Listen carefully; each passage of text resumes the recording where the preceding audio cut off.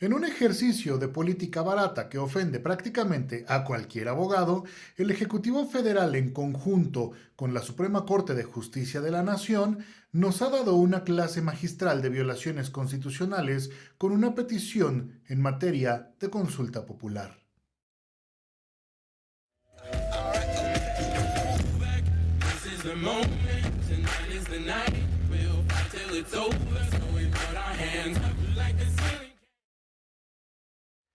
La petición presentada por el Ejecutivo Federal ante la Suprema Corte se solicitó para realizar la siguiente pregunta al pueblo bueno y sabio. ¿Está usted de acuerdo o no con que las autoridades competentes con apego a las leyes y procedimientos aplicables investiguen y en su caso sancionen la presunta comisión de delitos por parte de los expresidentes Carlos Salinas de Gortari, Ernesto Zedillo Ponce de León, Vicente Fox Quesada, Felipe Calderón y Enrique Peña Nieto, antes, durante y después de sus gestiones? Sí, ya lo sé. Sí, se atrevió. Se atrevió a evidenciarse de esa manera tan épica, de esa manera tan espectacular, y francamente es uno de los ridículos más grandes que he visto hacer a una figura presidencial en estos últimos años. Y además, porque se ofende si le haces ver sus errores. Pero vamos, analicemos y deconstruyamos cada una de las infundadas y antijurídicas peticiones del Ejecutivo Federal. En su exposición de motivos afirma que desde diciembre del 88 con el gobierno de Salinas y hasta noviembre de 2018 se consolida la etapa que él mismo llama neoliberal o neoporfirista y que en ella, solamente en ella, se quebrantó al erario, se privatizaron bienes públicos, hubo procesos electorales viciados y violaciones a derechos humanos. En un análisis básico, el pueblo tiene la inalienable garantía de establecer su sistema de gobierno y no existe delito alguno en la privatización de los bienes públicos. Por lo demás, en caso de existir un derecho violentado o cometido un delito, es más grave, mucho más grave, la inacción de la actual política pública populista de cero corrupción. Y es que en más de 70 años de priismo, esta fue una práctica recurrente. No debemos olvidar que el único de ellos que no militó en el PRI fue justamente Calderón. Pero el actual 80 constitucional sí que formó parte en los comicios del 88 y justamente del lado del salinismo. Por tanto, no es coherente haber formado parte de un partido corrupto si el peticionario nunca lo ha sido. Se afirma además en el documento que esos 30 años generaron la pérdida de cientos de miles de vidas y que la desigualdad y la pobreza crecieron de manera acelerada.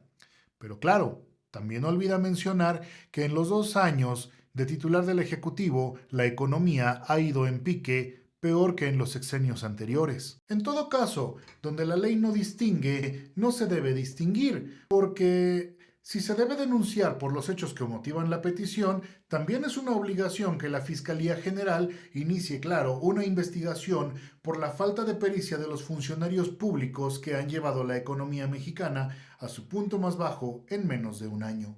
En el sexenio de Cedillo se menciona que se continuó con las políticas privatizadoras y la deuda pública del Fobaproa y que de no suscribir más deuda, esta terminaría de saldarse hasta el año 2070. Por lo que respecta al gobierno foxista, se afirma que intervino en el proceso electoral provocando el triunfo de Calderón y que su fuente de información además es solo una declaración que el propio Fox realizó ante una cadena de televisión por allá del año 2010. No obstante, si esta es su única fuente de información y sobre todo dato de prueba, pues entonces debemos comentarle que un solo dato de prueba no es suficiente para decantar sobre todo un proceso de orden penal en contra de cualquier persona que se considere imputada. Continuando con los motivos de exposición de esta petición, Calderón por su parte es acusado de embarcar al país en una estrategia militar supuestamente orientada a combatir el narcotráfico, pero además se menciona que García Luna, uno de sus colaboradores más cercanos, pertenecía justamente a uno de estos cárteles. Esta es una situación que actualmente conocemos como real, ya que este funcionario se encuentra en proceso criminal, pero no en México, sino en Estados Unidos. lo cual nos genera la duda del por qué, si el Ejecutivo conocía esta condición, no se acusó estos delitos en el ejercicio de una obligación constitucional. Máxime si el peticionario conoce el sistema procesal. El documento enviado a la Suprema Corte también habla del sexenio de Peña Nieto. Se acusa de grandes cantidades de dinero de procedencia desconocida para la campaña presidencial justamente cuando él era candidato, o como el propio Ejecutivo ahora los llama, aportaciones del pueblo. En mi caso particular, antes de la elección que daría el triunfo justamente a este ahora expresidente, recuerdo haber ingresado a un centro comercial con filas interminables de personas que curiosamente tenían en sus manos tarjetas de Monex. Estas tarjetas tenían un depósito de aproximadamente 500 pesos y decían que se tenían que gastar justamente esos 500 pesos porque después de la elección iban a desaparecer ese dinero. Curioso caso, pero todos ellos parecían militantes priistas. Se habla también del caso de Emilio Lozoya y sobre todo su relación con el asunto de Odebrecht. Pero curiosamente, cuando Pío López Obrador fue evidenciado en un video recibiendo dinero, aportaciones del pueblo, sí, esa es la palabra correcta, aportaciones del pueblo bueno y sabio. Curiosamente, en ese momento, Lozoya dejó de ser una noticia en el país y también el ahora hermano incómodo número 2. Cito ad literam el numeral 10 de la exposición de motivos del Ejecutivo en turno, cuando éste afirma que desde el primer día de su gobierno se han incrementado las peticiones populares de esclarecimiento y justicia contra los expresidentes. Pues además indica que en su calidad de presidente de la República considera necesario avanzar en el discernimiento de ese asunto, sin estridencias, con responsabilidad, pero anteponiendo sobre todo la voluntad popular. Entonces, en lo particular no me queda claro por qué inicia este tipo de peticiones y al mismo tiempo evita responsabilizarse de su propia petición de consulta popular. En el caso de las denuncias a servidores públicos y funcionarios, no opera el oficio o la querella, sino la declaratoria de procedencia, razón por la cual la famosa petición de consulta no tiene una razón real de ser, ya que por el contrario, él debió haber realizado el procedimiento si cuenta con las pruebas necesarias para afincar un proceso de esta naturaleza, no sin antes modificar el artículo 108 constitucional, el cual indica que el presidente durante su tiempo de encargo solo puede ser acusado por traición a la patria y delitos graves en el orden común.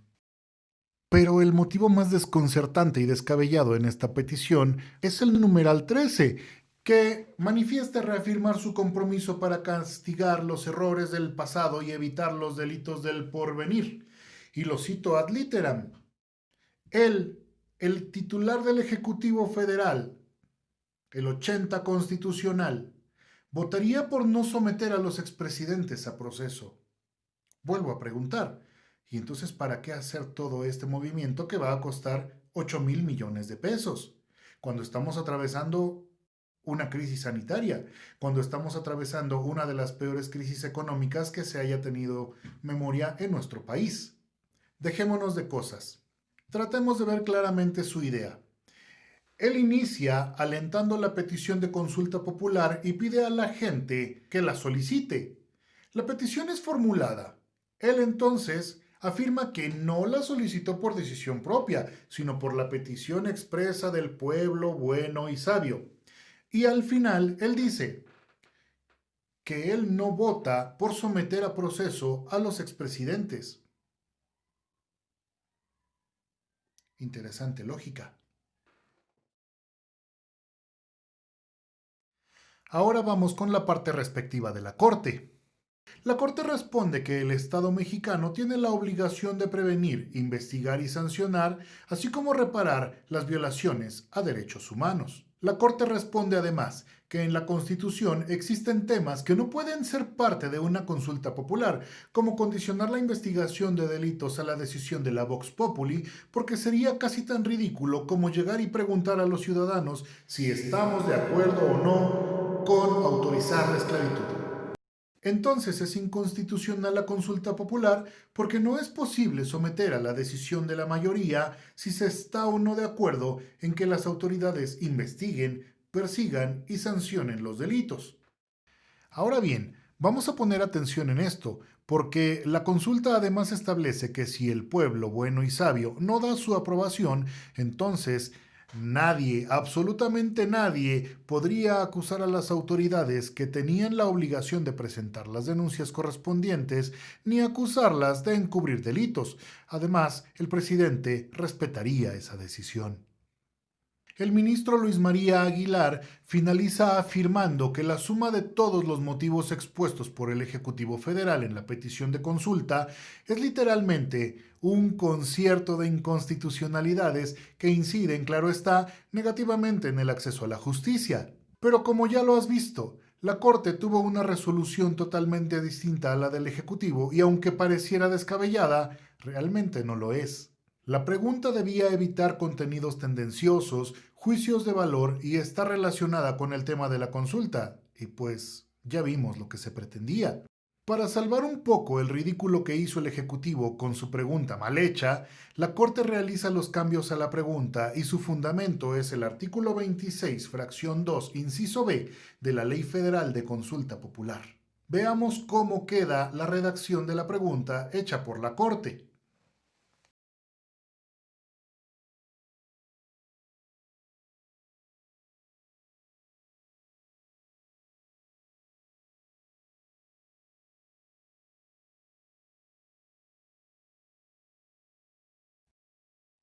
Hemos sido testigos de la línea que se ha marcado en la actual administración federal con un presidente que es autoritario, que gobierna al más puro estilo neoliberalista de los priistas que tanto critica, incapaz de soportar una crítica y menos si viene de un académico o un científico. Pues al igual que ocurría en la Edad Media, cualquier crítica deberá ser quemada en el fuego mediático. También hemos visto que la Suprema Corte se posiciona no como un equilibrio entre el supremo poder y el poder del presidencialismo del Ejecutivo. Evitemos la polarización. Recordemos que somos una sociedad que no debe permitirse el separatismo político. Los 80 constitucionales terminan su encargo y se van. Los militantes políticos se quedan peleando por obtener un beneficio improbable y en el caso de obtenerlo, solo les dura un sexenio. Gracias por llegar hasta aquí, gracias por escucharme y nos vemos la próxima. This is the moment, tonight is the night. We'll fight till it's over, so we put our hands up like this.